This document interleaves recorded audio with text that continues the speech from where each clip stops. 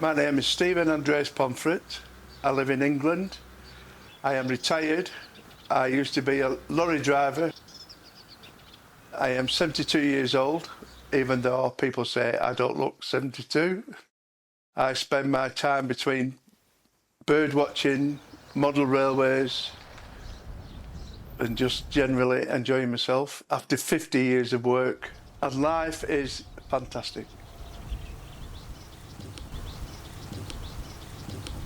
I'm Martin Brooks. I live with my wife in Oxfordshire, south central England. I'm retired. I worked as a town planner for local government and central government in different parts of the country. But now I'm a gentleman of leisure.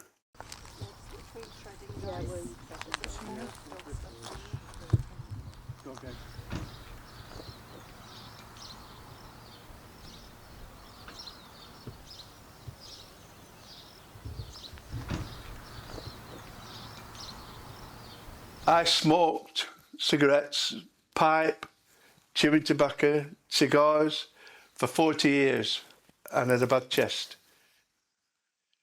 I packed into smoking and the doctor said, go for a walk. So we go for a walk, see a bird. Oh, what's that? Don't know. So you buy a book.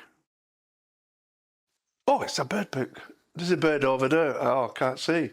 So you buy the binos. Oh, it's one of those. Later on, there's a bird a bit further away, so you buy a telescope. And it's just a natural progression.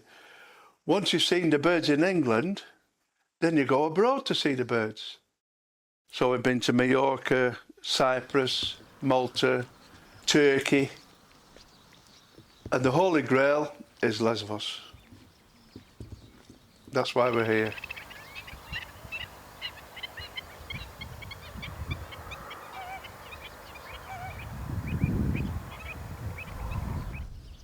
I was probably about 11 when I first showed an interest in birds, and I think, looking back, it was probably because I had a book called an I Spy book, a little book for children where they would give pictures of probably 20 different birds, and every bird you saw you put a little tick to show that you'd seen it. And if it was a very common bird, you got 5 points, and if it's a more rare bird, you got 10 points or 20 points. So it was a bit of a challenge to see how many birds you could see, and particularly if you could see the rare ones.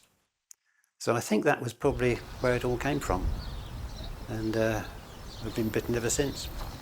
I'm interested in all wildlife, but they are probably the most conspicuous. So birds like mammals and insects, they're all sharing a planet with us. They're all carrying on their own lives, and it's interesting to see how they're coping. And as Stephen has said, there's always something new to find out. Learning all the time. I go out bird watching and I hear a bird song and think, oh, what is that? I don't recognise that. And so gradually you get to know both how birds look, but also how they sound. You go for a walk and you say, oh, I've seen the first swallow of the spring. That's exciting because you haven't seen it since it left in September.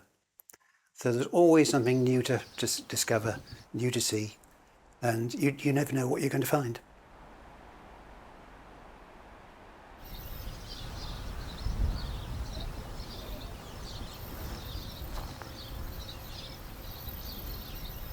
When we first went abroad, it was about 6 years ago, friends of ours have always said they always wanted to see a bird called a zitting cisticola.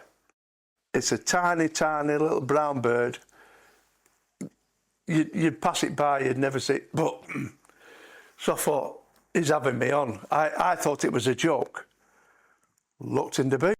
There it is, zitting cisticola. So it took me 6 years, and I saw one yesterday. People spend a lifetime looking for one bird, but it took me 6 years to find this bird. So what did I do? You do the dance. Yeah? You go, oh, yeah. Yeah. Yes, and you do another dance. If you're into trains or cars or lorry, you go out, you know you're going to see a Rolls Royce, you know you're going to see a certain train, Bird watching, you have no idea what you're going to see, and that's the best bit of it. You can walk for miles and miles and miles and see nothing, turn round to come back, and there you go. There's something there.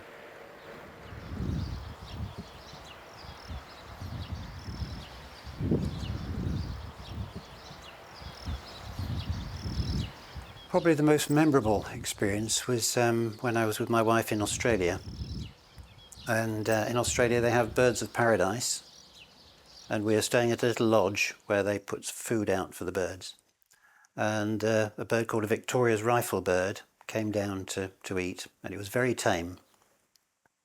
And I actually got the female to land on my hand to eat. The male wasn't brave enough to come, but he would come on near to the terrace, and I knew that the male bird has a particular display that it does to the female. So I thought, well, the male won't come to me, maybe I can take the female to the male. So I walked across towards the male, and sure enough, he started doing his display. He started lifting his wings up, right like that, and he's sort of shaking them to attract the female. And I think that's the most magical experience I've had as a birdwatcher.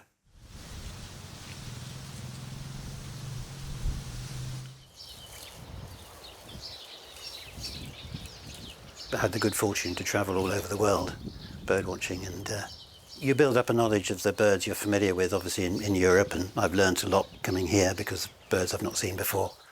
But in Australia, I didn't know any of the birds, or virtually none of them. We arrived at our hotel at midnight, and we couldn't get into the hotel. We'd booked, but we couldn't get in. So we had to spend the night in the car. And we tried to sleep, but gradually as it started to dawn, we could hear all this bird song around us. And although I can identify a lot of the birds back at home by their song without seeing them, here I had no idea what they were. But there was always, obviously, lots of different birds. And I couldn't wait for it to get light when I could start seeing what they were. And we got out of the car in dawn and walked around, and suddenly you think every bird you saw was new. And it was just a wonderful, wonderful experience.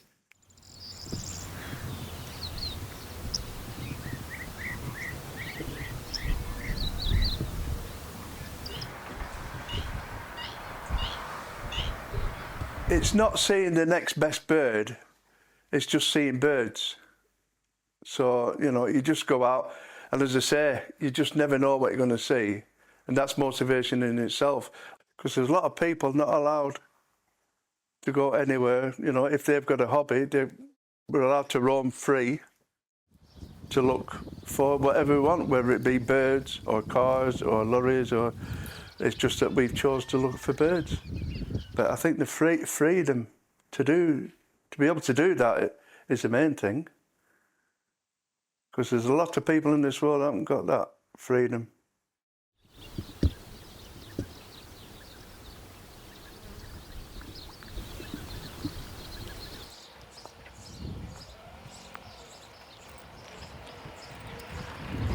We all share the same planet, and I'm very interested in conservation, and I think it's very important that we look after all the other creatures that share this planet with us. It's not here just for us. I'm just interested in knowing how they're surviving and how we can perhaps make life easier for them, how we can provide nest boxes or nature reserves, places where they're not going to be shot or harmed or disturbed. Birdwatching is part of that, increasing our understanding and therefore knowing what we can do to help them, because for most of the time we're making life difficult for them.